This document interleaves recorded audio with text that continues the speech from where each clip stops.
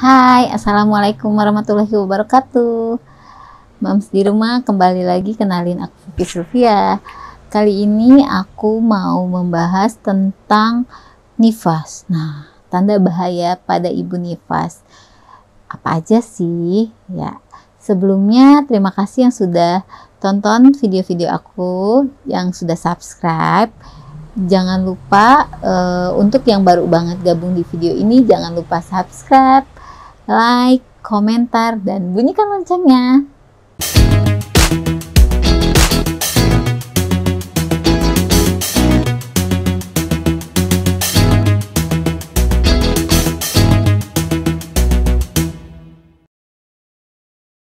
Tanda bahaya pada ibu nifas.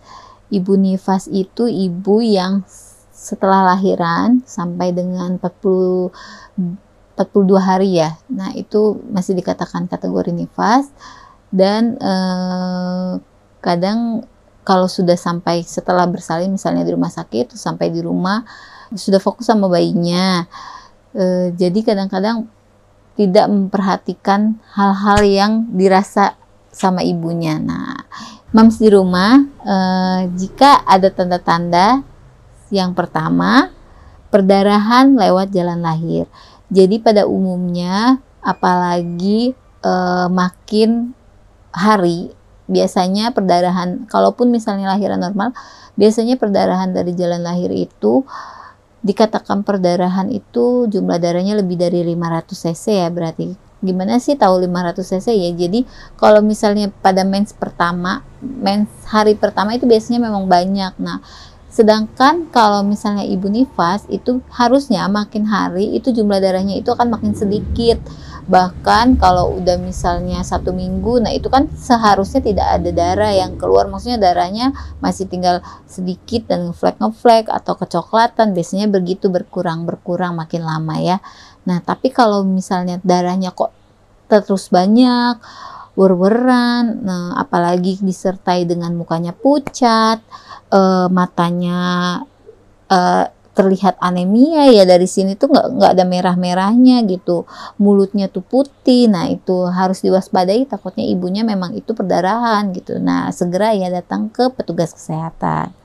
Yang kedua, jika ada keluaran cairan yang berbau dari jalan lahir. Jadi kalau lahiran normal, umumnya darah yang keluar itu nggak bau. Baunya ya baunya darah nifas, sama seperti mirip-mirip seperti mens, cuman biasanya ya begitu aja darah.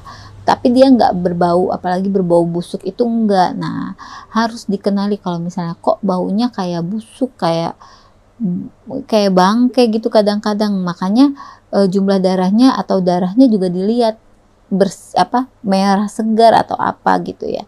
Nah, kalau misalnya ada berbau, berarti harus dipertanyakan apa nih baunya, ini dari mana nih. Nah, harus cepat-cepat juga periksa ya, takutnya ada infeksi atau infeksi luka jahitan misalnya, kalau memang ibunya ada jahitan atau infeksi lain ya.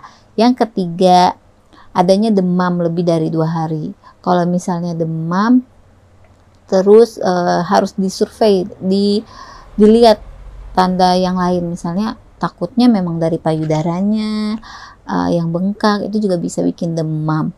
Terus tapi tidak membaik dengan takutnya ibunya juga kurang istirahat, kurang minum, nah itu juga bisa demam ya sebenarnya. Kelelahan itu juga bisa, tapi kalau misalnya dengan minum, dengan istirahat, dengan apalagi dengan minum obat penurun demam tapi dia reda ya, berarti bisa dikatakan mungkin ada infeksi yang lain, tapi virus atau apa. Tapi kalau misalnya sudah lebih dari 2 hari, sebaiknya perlu diperhatikan, takutnya butuh cek laboratorium untuk tahu ini infeksinya dari mana gitu ya. Yang keempat, bengkak di muka, tangan, kaki, mungkin disertai dengan sakit kepala, bagian belakang, atau bahkan kejang-kejang. Nah, perlu diperhatikan untuk ibu-ibu hamil atau yang bersalin dengan riwayat tekanan tensi tinggi, atau ada juga yang dengan preeklamsi atau pernah dirawat dengan preeklamsi atau keracunan kehamilan. Nah, itu perlu diwaspadai pada saat nifasnya juga, karena biasanya suka ada juga yang berlanjut atau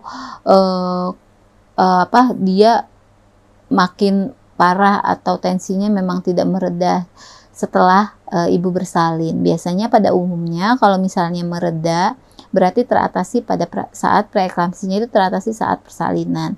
Tapi ada juga yang berlanjut gitu ya, jadi harus diwaspadai kalau misalnya ada apalagi sakit kepala berat, terus apalagi disertai kerja, udah langsung aja ke IGD ya, jadi jangan ditunda-tunda ya. Langsung yang kelima, ada payudara bengkak, kemerahan disertai rasa sakit. Nah, takutnya misalnya ibu-ibu yang menyusui ya, kadang-kadang di hari ketiga itu kan dia misalnya baru produksi tuh ASI-nya. Terus jarang disusui. Nah, itu sedangkan dia terus produksi karena tahunnya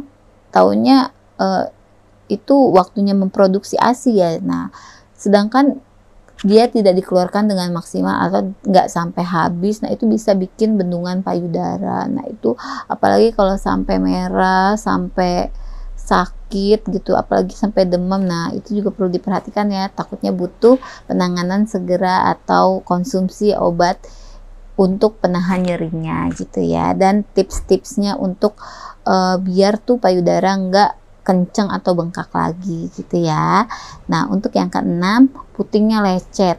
Nah, ibu-ibu puting lecet itu jangan disepelekan juga, karena memang pada umumnya di seminggu pertama itu ibu-ibu padahal sudah benar, mungkin merasa sudah benar dalam menyusui bayinya, proses perlekatannya benar gitu ya, tapi kok putingnya masih lecet aja. Nah, harus konsultasi ya dengan ahlinya, jadi harus tahu, jadi jangan sembarangan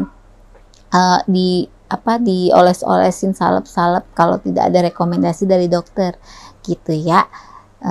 Terus yang ketujuh, ibunya jadi terlihat pas saat nifas tuh terlihat sedih, murung, terus kayak menarik diri. Nah, itu juga harus diwaspadai. Jadi kalau misalnya ada kerabatnya yang setelah bersalin kok jadi sedih mulu, jadi murung, jadi kayak menyendiri gitu. Nah, itu mungkin butuh konsultasi lebih lanjut gitu ya. Nah, itu dia tanda-tanda bahaya pada saat ibu nifas. Nah, yang perlu diwaspadai, jangan lupa dukungan keluarga itu sangat penting saat ibu setelah bersalin. Karena apalagi untuk ibu-ibu baru itu dia harus memerankan peran ibu, harus menyusui, harus berjaga gitu ya saat anaknya nangis. Nah, itu harus dengan pendampingan dan dukungan keluarga pastinya, apalagi dukungan suami itu sangat penting gitu ya. Jadi semoga ibu nifas sehat terus, dapat menyusui bayinya dengan maksimal, tidak ada tanda-tanda gejala seperti ini. Terima kasih yang sudah menonton sampai habis. Terima kasih yang sudah subscribe. Jika video ini sangat bermanfaat buat kalian, jangan lupa like, share ke teman-teman dan keluarga kalian. Terima kasih. Assalamualaikum warahmatullahi wabarakatuh.